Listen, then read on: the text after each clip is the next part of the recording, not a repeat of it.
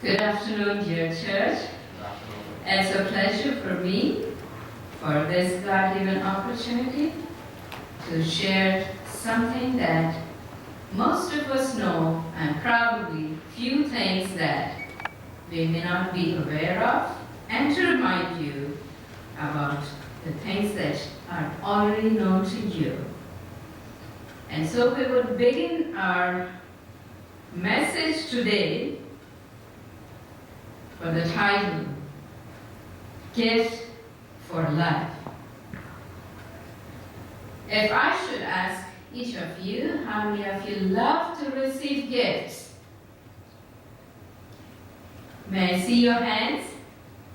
How many of us love to receive gifts? Some of us don't, and I'm really curious to know why you don't want to receive gifts. A lot of us, or most of us, love to have gifts. Yes.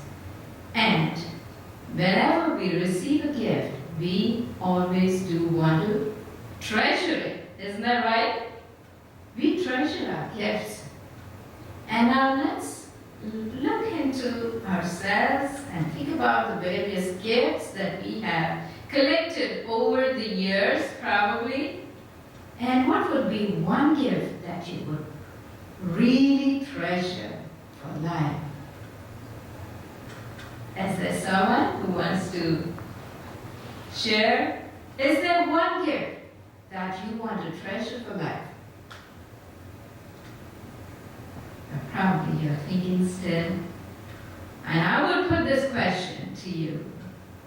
Is there any gift that will last for life? Is there one gift that you would count most precious and that will stay with you for your entire life? What would you name that gift? I would put it this way. A gift, indeed, that was meant to be for life for all of us. This was what the original Creator, God Himself, meant for each of us. This particular gift for life has been handed over to each one of us. And regardless of gender, regardless of our economic status, regardless of our culture or the ethnicity, this gift has been equally given to each one of us. And it's up to us. As John has pointed out to us, that beloved, above all things, I would that you would prosper and be in good health. Health indeed is this most precious gift that has been handed over to us. Now, why is God concerned about our health? Or why should we even think about health? Or why does God want to give this precious gift of health to us through life? One fact is known to all of us, that amongst creation, the only one and supreme element of creation is man himself. Man has been endowed to be the crowning act of creation indeed. And this was very special because he did three things when he created man. Number one, God did not speak like he did the other things in creation. He bent down. I'm sure that you can imagine amongst yourself in your heart how God bent down and took a little lump of clay into his hands. As he smiled, taking this lump of clay in his hands, and he formed a wonderful being, man and woman. And the third thing he did was, he breathed into the nostrils of man his very own breath, and man became a living soul. And God pronounced it to be very good. Now this must tell you very clearly that God wanted an intimate connection with his creature, man and woman. As we look into our very own bodies, we all know that a healthy mind will in turn result in a healthy body, and the vice versa, a healthy body will in turn give rise to a healthy mind. These two, the mind and the body, are connected so intricately that we cannot separate it. You will understand that even if you have a little cold, your head gets foggy, you can't function, you can do your job well, and you understand, even if you are not a medical person, that what affects one's body affects also the mind, and when the mind is affected, the body is also affected. Now, E.G. White tells us in Ministry of Healing, page 366, second paragraph, better than any other inheritance of wealth you can give to your children will be the gift of a healthy body, a sound mind, and a noble character. Indeed, it is a gift for life. Now these days, like in the past, the medical field is not focusing so much on disease as it used to be in the past. In the olden days, past many centuries ago, the medical field focused on disease and also on how we can get rid of disease, because chronic diseases, illnesses were also rampant. But then as science and technology progressed further, they were able to conquer many of these infectious diseases with drugs and vaccines and things like this. And then no more the focus was on disease, but later on they said, now, what should we define health as? It's not the lack of disease, but health would mean to be as a person being able to function well in his society and his family. So from disease, the focus of absence of disease, it came to functioning, healthy functioning. And later on, health was again redefined. Now, not just as functioning well, but also in its entirety, the holistic nature of health, that is to be physically, mentally, spiritually, and socially whole. And now, the focus again is not anymore on a holistic being, but they said, now if we could define health, it would be illness on one end of the continuum spectrum and wellness on the other side. So there's more and more focus on wellness rather than on illness, because it's like a pipe that is open, you have the water flowing into the wash basin, and then the wash basin is leaking. What happens? You will have your floor flooded up with water. And what would you do immediately? We would try to take a mop and clean the floor, right?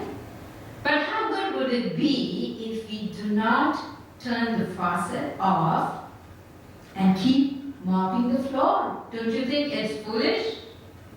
It's foolish if we get all the best mops under the sun and keep mopping. Will the problem be solved? No. You would think it as a stupid idea to keep mopping and mopping when we do not control or take care of the cause. And so it is with disease, that we keep taking care of the disease, the symptoms, but not think about health or being well. And so, in simple form, what is wellness? It is a state of being in good health for a common man. And what is illness? It's a state of being affected with disease either of the mind or of the body. As you see that little arrow over there, you know, on one end is wellness, on the other end is illness. Now, there's no time apart in our life where we are completely well or completely ill.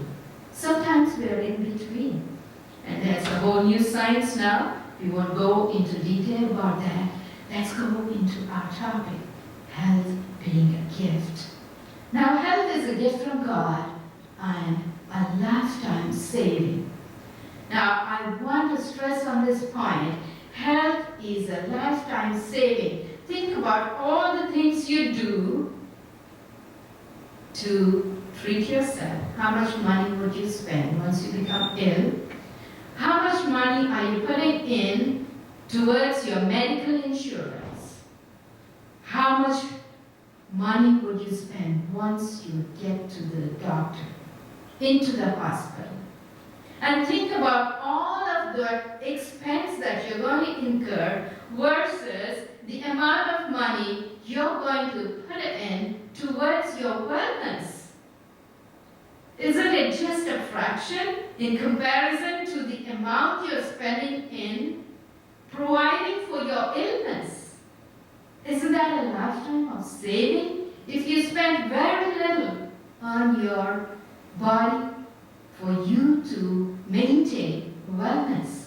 Remember, this gift of health needs to be protected. You can't just say that I would eat what I want, I would drink what I want, I would sleep as long as I want, I would not exercise and still maintain good health. Does it work? You know, it doesn't. It has to be protected. And it must be invested.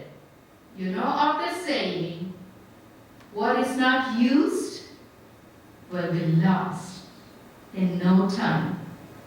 If you kept an HopeSide for several years, what would happen? You would find it resting.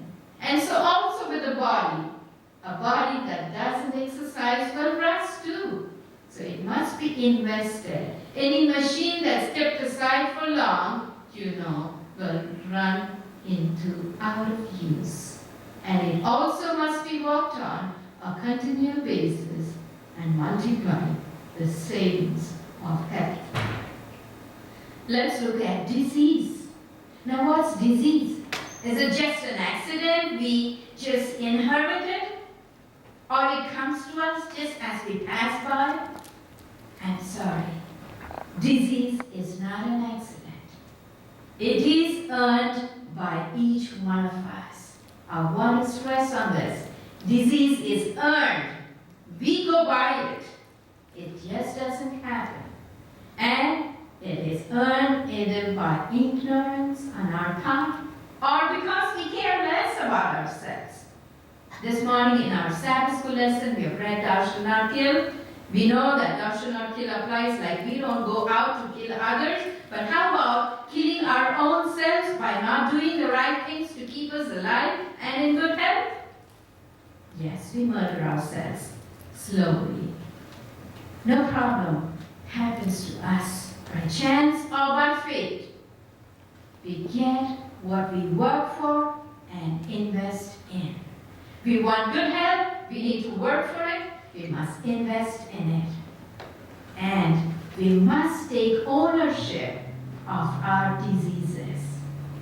Now, it's been pointed out that very few, a fraction of the diseases, the illnesses that occur in this world are due to genetic causes or inherited or infectious causes. A large, a major chunk of disease in this world is because of what we do to earn it. So we are the owners of our disease. Now, does lifestyle matter? Yes, indeed. These days, a lot of our medical fraternity is spending its time in research and resources in research on lifestyle. Lifestyle diseases are in occurrence in this current age because of what happened to our lifestyle among human beings. It has been unheard of few decades ago. Our forefathers never had diabetes, heart disease, and hypertension, and this kind of stuff. What happened now? It's because of our lifestyle. A study of 23,000 people revealed that 93% of diabetes, 81% of heart disease, 50% of strokes, 36% of cancers can all be prevented with just few modifications in our behavior. And what are these few modifications? You know them all very well. These health behaviors that are counted to be most vital just by eating a healthy diet, maintaining normal weight, avoiding harmful substances, which include sugar, the most deadliest poison on earth, exercising adequately, and sleeping for a minimum of at least 7 to 8 hours. Is it possible for us to invest on these health behaviors? Absolutely possible. How much investment does it take for us to follow these? Very little. Now let's look at one particular research that was done. And we all know that all of us educated well, we invested a lot in our education, but when it comes to time for us to reap the fruits of our education in our jobs, we don't live long enough to enjoy that. This particular example is something that you can think about. It was a research indeed that was done. A particular scientist, doctor, wanted to research on the heart. So he took a chicken heart that was live, put it into his laboratory. He thought of providing just only one thing, all the elements that are needed for this chicken heart to survive, which means the nutritious substances that were required to keep this heart beating. He provided all of that. And then the second thing he did was to eliminate all the toxic substances that were produced by the heart muscle. Only two things: provide nutrition and eliminate the waste. After doing this for a number of years, he found out that the chicken heart kept beating on and on. It didn't stop. Ultimately, the doctor who started this research passed away with most of his team. And then the new team took over this and kept observing this chicken heart and kept beating. It kept beating, never stopped. And they kept providing the nutrition it required and eliminating the waste substances. Kept beating. Do you know how long it lived? Can you imagine? 10 years? How long does a chicken live? You all know, we have had chicken, we've seen, at the most 7 to 8 years, maximum 10 years, a chicken would live. But this particular chicken heart lived for 35 long years. Can you believe that? And finally, the lab team got fed up and discarded the chicken heart. Do you think the human heart could live long? Yes, if it was given the right nutrients and then discarded all the waste in a proper way.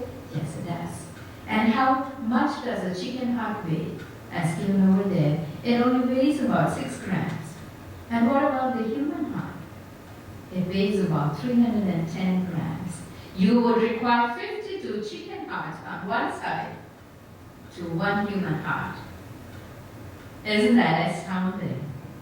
You can think over it. Yes, our bodies are meant to live long. not just for a decade or 2 or 50 or 60 years, but for long. In the 21st century, it's been predicted that you could live up to 100 years old if you took right care of your bodies. Isn't that amazing? Yes, but why do people die short of their life? You can start thinking over it. Now just plan as if you will live to be 100 years old and healthy and do the right things in order to live long. Now before we go into that next slide, I just have to mention to you, and you could go home and Google it yourself. Have you heard about the blue zone? How many of you? I wish at least one of you heard about it. The blue zone effect. Google it today and find out. Experiment was done instead of research. And this research is not just in one country, one region, but it included the world. And they have studied groups of people in different parts of the world. And this study was a longitudinal study that went on for years. And the results of this study is found out that at least 5 different countries, they found groups of people living long lives. They are the longest living groups of people. And the countries mentioned was Japan, and Greece, and Italy. And one among the 5 is United States. And guess what? Which area had the longest living people? Somebody already mentioned. Loma Linda. It's not just because of the name Loma Linda, but they did really do the research and find out. They have found that people, a particular community of people, lived very long. And you know who those people are?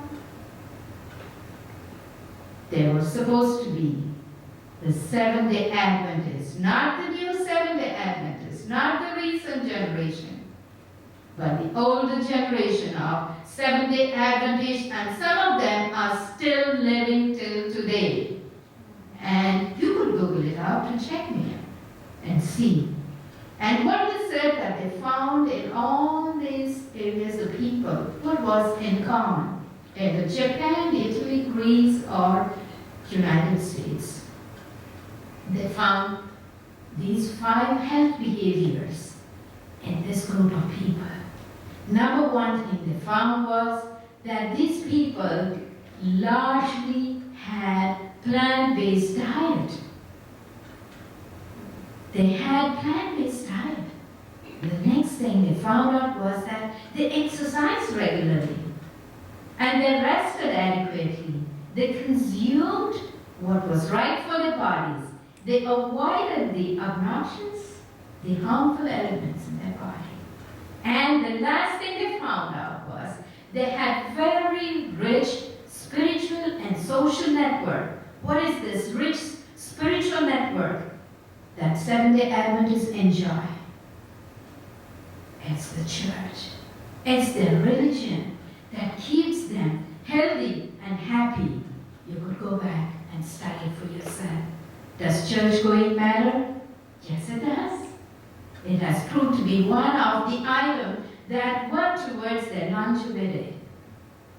So the keys to good health: nutrition, exercise, avoid harmful substances, protecting yourself from diseases, get enough sleep, and manage stress. The regular church goers who really believe God, who had affinity, and who exercise their faith, found to be having lower stress levels. If we are stressed, it's because we have no faith. Stress and faith do not go hand in hand. Where there is stress, there's no faith. Where there's faith, there's no stress. You are what you eat. That is not a new saying. We are indeed what we eat. What we put in is what we get out.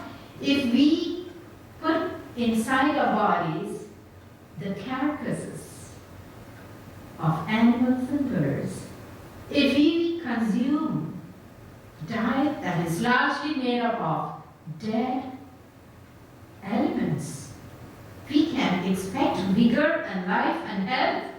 If we are consuming items that have life in it, that are nutritious, we can expect life and vigor. And that's as simple as it is. Aim for a healthy weight. We all know we can't stress much more on this. We know that we all have, according to our height and weight, a certain body mass index. And there's just one very simple test that you can do. Pinch and inch. How many of you have heard that test? Very simple. Pinch and inch.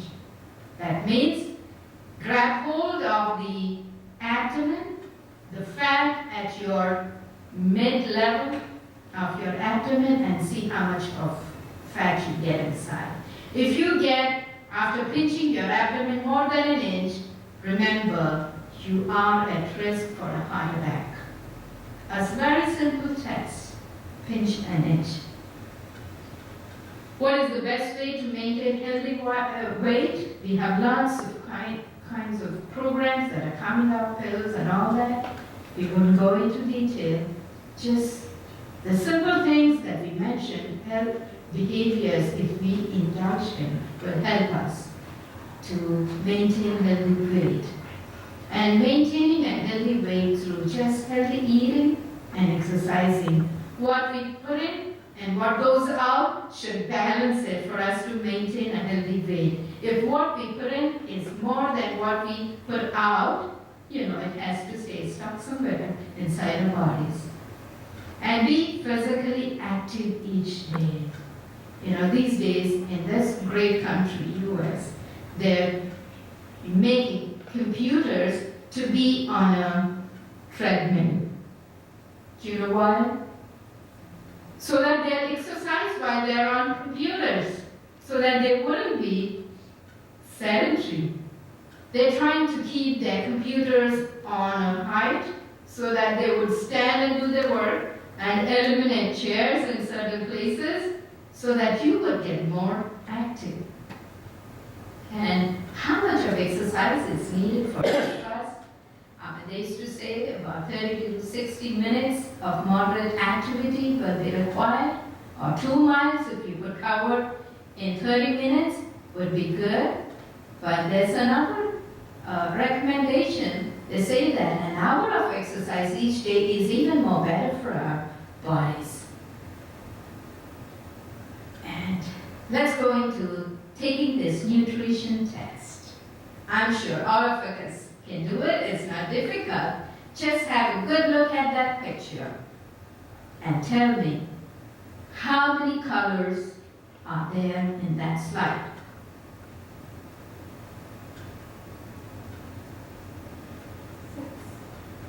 Is it 6 or 7? 8. For some it's 8. For some it's 6. For some it's 7. All right? Now close your eyes and look at your plate that you usually consume every day for lunch. And tell me, how many colors do you see in your plate? We have 2 or 3. A simple nutrition test will tell us you add more color to your plate, you will add more vigor and health and life to your bodies. Isn't that easy to follow? Yes, you don't need great science, you don't have to be a medical person.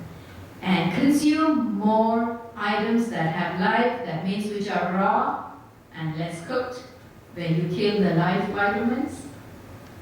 How many teaspoons of sugar are in a can of soda? I know that a lot of us love soda or juice. How many teaspoons of sugar do you think is contained in 1 can of soda? And guess? Yes? Probably you're not aware of. Let's see. How many teaspoons of sugar are in just 1 can of soda? What is it? teaspoons of sugar. Okay, just 1 can of soda. Okay, now this is a research finding also that sugar has a direct effect on white blood cells. Most of us know white blood cells are the police force of our body, right? They are the ones, white blood cells are the ones that protect our body against illness and keep our immunity, right? And so in order to be free from disease, we need to protect our policemen, right? And preserve our immunity. It's been found out that if we consumed, okay, 6 teaspoons of sugar in one day, it would reduce the power of our WBCs by 25%, lowering our immune power. 25%. That means we will destroy 1/4 of our police force in our body to fight against diseases. So who's the owner? Who should be the cause for diseases? Is it to blame someone else? It's us. Okay, let's double and say we took 2 cans of soda. We consumed 12 teaspoons of sugar and we destroyed 60% of our immune power. The workforce, the policemen of our body were destroyed by 60%. And let's just go ahead a little bit more, especially on the weekends. We love to cheat on our diet and take a little more dessert. And we consume 24 teaspoons of sugar. We destroyed 92% of our immune power. And that's really something that we need to think about. Nutrition guidelines encourage us, if you could see the picture, I think it's a little, like if you want to maintain our bodies, it's have a healthy plate. The choice of your plate matters. The next slide would show us a little more clearer that if we divide our plates into 4 quarters, all right? Now what do you find in the first quarter? The first quarter, you have the red is the fruit. Okay, we need to have 1/4 of a plate with fruits. And the next quarter, the second quarter, consume. Yes, 1/4 of the plate should be vegetables. And the third portion, third quarter is the protein. And the last quarter, or the last 1/4 bit of our plate should be only of cereals, whole grains. Is that what we usually practice? I think we reverse it. We have 3/4 of our plate with cereals in whichever form, and they're probably 1/4 vegetable. And sometimes we may have 3/4 of our plate of protein, like if we consume animal protein, you know. So half of our plate should be really covered with vegetables and fruits, and 1/4 of whole grains, and 1/4 of protein, and you can include the dairy also into this. And these are health behaviors that would help us to maintain long life and health. Now, our food should be based on our age, gender, and physical activity. All right? Now, why do children have to consume more number of times? It's because their activity level is at the greatest, and their basal metabolic rate is also the highest. So they keep consuming these calories fast, and we give them more. And also, if we are sedentary workers and our age is on the higher side, our consumption should be even less. This is another simple principle. Now, we can't really be sitting and measuring our, the food we take, and just, if you could take it in a general sense, 1 cup for fruits would be equivalent to 1 small apple, a banana, or orange, or a cup of 100% juice. If you love juice, it's recommended to have 100% fresh fruit juice. And going to the next one, what is 2 cups of vegetable meat? You can have 2 cups of raw vegetables. You can have cooked vegetables or a ear of corn, a medium-sized potato, right? And going on to the next slide, thinking about the bread and cereal, you can convert this. If you eat bread, you could have up to 3 slices or 1 cup of cereal and half cup of cooked rice. Oh. But we follow the other way around, right? So I guess this will help us to make better choices. For protein, we also have this. You can have 1 cup of dried beans or 1 egg or 1 tablespoon of peanut butter and 1/2 cup of nuts. By the way, the blue zone residents consumed nuts on a regular basis. That was one of the secret of their longevity. And then, what about oils? How much is good for our bodies? They say it's better for us to use liquid oils than solid fats. About 3 to 7 teaspoonfuls of oil is recommended per day. Be it in the form of cooking oil, salad dressing, margarine, or mayonnaise. Only 3 to 7. And research on what you have been eating, how we have been eating. If it's on the higher side, it's time to think about it. And certain suggestions for food choices, we have already dealt with this. We should eat a large variety of vegetables. It's been recommended, the lifestyle medicine recommends that at least we should have 3 varieties of vegetables per day in our diet and minimum 2 varieties of fruits for maintaining good health. And then, what about this? This is our favorite, isn't it? Now, remember, if sugar and salt are both additives, all right? If we say we are not alcoholics, we are not addicted to alcohol or any other substance, remember that sugar is also one form of addiction. And similarly, salt is another form of addiction. It's difficult to break loose from either one of these. And comparing salt and sugar, the doctors say that salt is even more addictive than sugar. So it's time to think again about where our diet pattern is. And then, how healthy is our diet? We have learned a number of things today. It's time to go back to our homes and think how healthy we maintain our diet. Let's skip this slide again and go to the next thing. You can increase your life by 10 years just by following 4 things. Of course, we don't do smoking. We maintain healthy diet, exercise regularly, and rest adequately. Very simple investment for maintaining good health. And it is important for learning and brain functioning when we have good sleep. And it is also important for good health.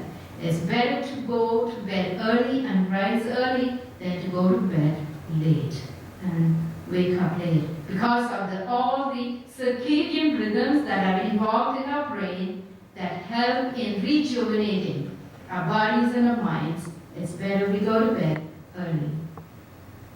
Now, maintaining a healthy lifestyle. The choice is ours. We could be healthy for life, which is meant to be a gift for us.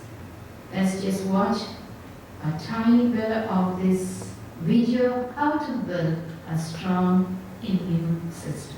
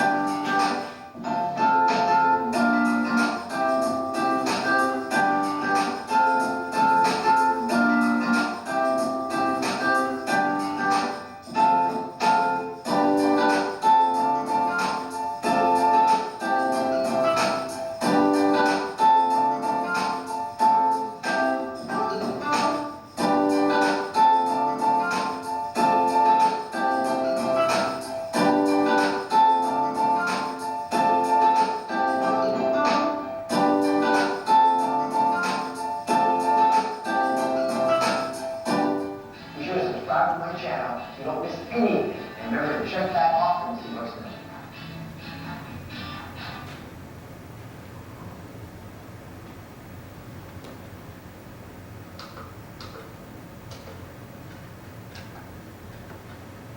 John 10 tells us, Beloved, above all things, I wish you good health. God wants us, each one, to enjoy this life by having good health, and the choice is ours. The gift of health is placed into our hands. How do we keep it?